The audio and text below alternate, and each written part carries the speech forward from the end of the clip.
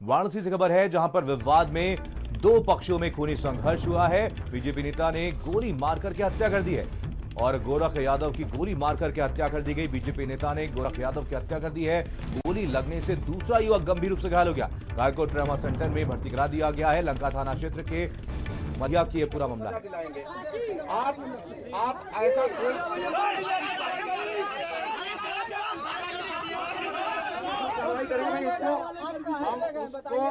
उसको किसको मेडिकल ही करा देंगे ना। मेडिकल कराना कौन सी बड़ी बात है भाई। आप जितना लोग मेडिकल कराना चाहते हैं सब कराएं। पॉइंट की बात करके थाने जाने की जरूरत है मैं कोई चीज नहीं। मैं जो दुख है जो पीड़ा है उसमें आपके साथ खड़ा हूँ भाई। जो परिवार ऐसा कोई बेवकूफी वाला स्टेटमेंट मत दीजिए। अब आप हमसे बेवकूफी वाली बातें कर रहे हैं। सिर का फलाने भाई जो कानूनी।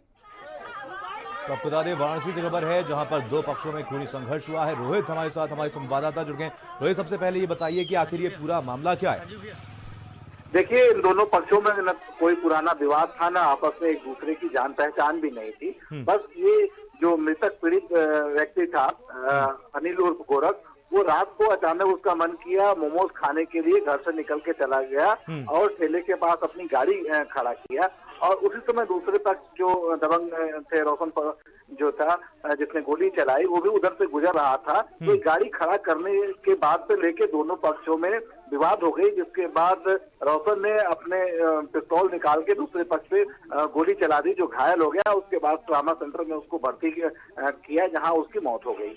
बिल्कुल रोहित, खबर निकल करके सामने ये आ रही है कि किसी बीजेपी नेता ने गोली मार करके हत्या की है। आपसे जानना चाहेंगे इस पूरे मामले पर पुलिस की तरफ से क्या कुछ कार्रवाई की जा रही है, क्या कोई गिरफ्तारी की? जो ये हमलावर है, यहाँ बता दे, हाँ। ये चंदौली जनपद के चकिया का रहने वाला है, लेकिन यहाँ वाराणसी में रहता है। हाँ। और जिस तरीके से जो पार्टी सत्ता में आती है, तमाम लोग उस पार्टी से जुड़ जाते हैं, खुद को उस पार्टी का नेता करते हैं। उसी तरीके से ये भी भारतीय जनता पार्टी से जुड़ा हुआ है। हाँ। और इसके कुछ अच्छे बड़े नेताओं से जान पहचान भी है, क्योंकि इसके समर्थन से जब इसके विरोध में जब पीड़ित पक्ष ने जब तहरीर दिया, तो उसके समर्थन में तमाम रात में सफेदपोश और भारतीय जनता पार्टी के नेता भी थाने पे एकत्रित हुए थे इसके बचाव के लिए। तो ये पता चलता है कि इसका भारतीय जनता पार्टी सत्ता पक्ष में अच्छी खासी घुसपैठ है।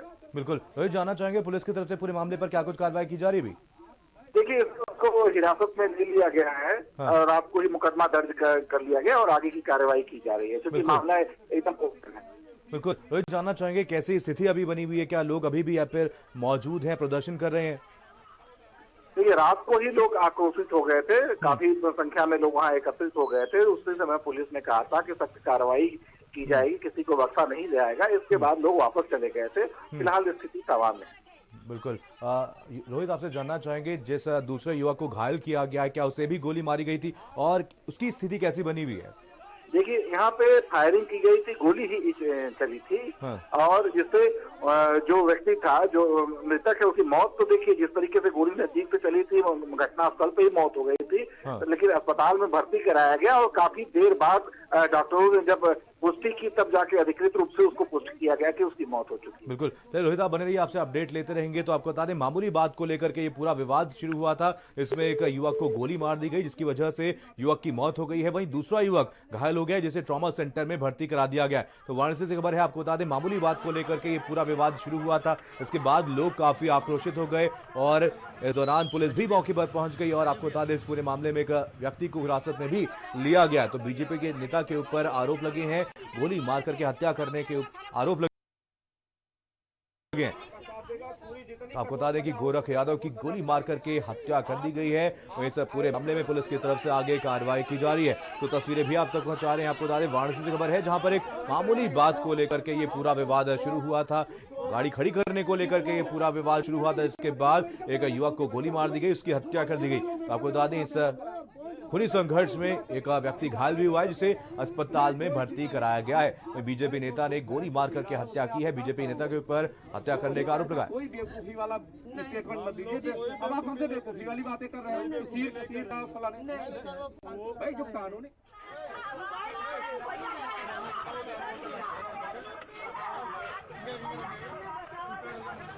तो आपको बता दें वाराणसी से खबर है जहां पर एक मामूली बात को लेकर के ये पूरा विवाद शुरू हुआ। दो पक्षों में खूनी संघर्ष हो गया, दोनों पक्ष आमने सामने आ गए। वहीं एक पक्ष के व्यक्ति ने गोली मार करके एक युवक की हत्या कर दी, वहीं दूसरे युवक को घायल कर दिया है। दूसरे युवक को अस्पताल में भर्ती करा दिया गया जहां पर उसका इलाज किया जा रहा है। सूचना के बाद पुलिस की टीम मौके पर पहुंची, जांच पड़ताल में जुट गई है। वहीं एक व्यक्ति को हिरासत में भी लिया गया, उससे लगातार पूछताछ की जा रही है।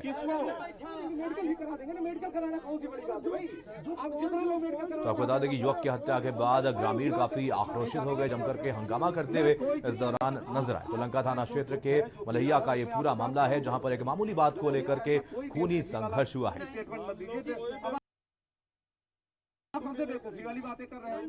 मनोज हमारे साथ हमारे सपा के प्रवक्ता जुड़ गए हैं। मनोज जी, यहाँ पर एक बड़ी ही दुखद घटना सामने आई है जहाँ पर एक बीजेपी नेता के ऊपर हत्या करने का आरोप लगा है, क्या कुछ कहेंगे इस पे? देखिए, अब क्या कहना है, हत्या और रेप की घटनाएं यूपी में हत्याओं और रेप की बात आ गई है और बीजेपी के नेताओं की उदासीनता मेरे समझ में आती है। लेकिन इतना उदंड और उन्मादी हो जाना कि बीजेपी के नेता ने स्वयं गोली चलाई। हाँ।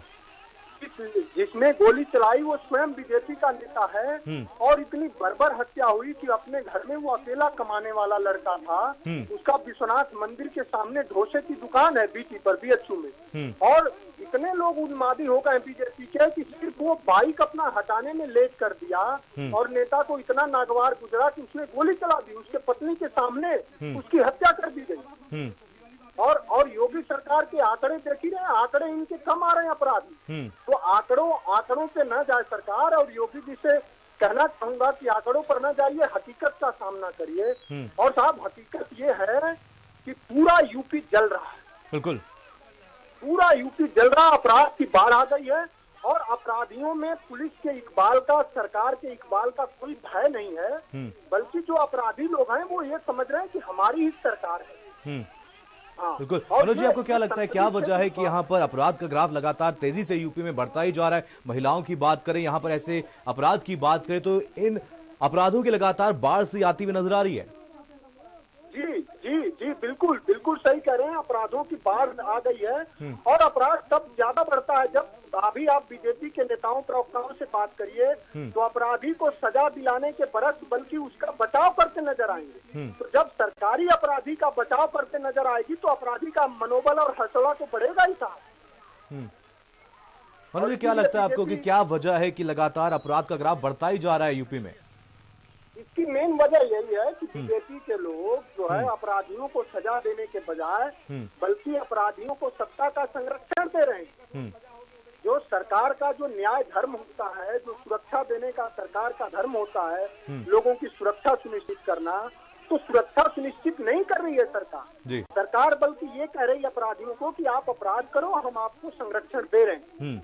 अभी आप किसी बीजेपी नेता से बात कर लीजिए तो आपको वो गृह विभाग की रिपोर्ट दिखाने लगेगा कि हर आंकड़े तो कम आए हैं। तो आंकड़ों पर इनके यही कहना चाहूंगा कि तुम्हारे फाइलों में गाँव का मौसम गुलाबी है, मगर ये तुम्हारा आंकड़ा झूठा है और दावा किताबी है। बिल्कुल। मनोज जी, आप क्या कुछ मांग है साहब? और जब अपराध बढ़ता है तो उसके जद में सभी लोग आ जाते हैं। बिल्कुल। हद तो तब हो गई बीजेपी के नेताओं की उदासीनता। मैं कह तो रहा हूँ कि उदासीन हो जाना ठीक समझ में आता है, लेकिन इतना उन्मादी और उदंड हो जाना कि बीजेपी के नेता की स्वयं हत्या होती है और उसको भी नहीं स्वीकारते हैं लोग। बिल्कुल। हापुड़ में बिटिया के साथ क्या हुआ, बुलंदशहर में क्या हुआ, योगी जी का स्वयं। चलिए, जुड़ने के लिए बहुत बहुत धन्यवाद मनोज जी। चलिए बढ़ेंगे हमारी अगली खबर।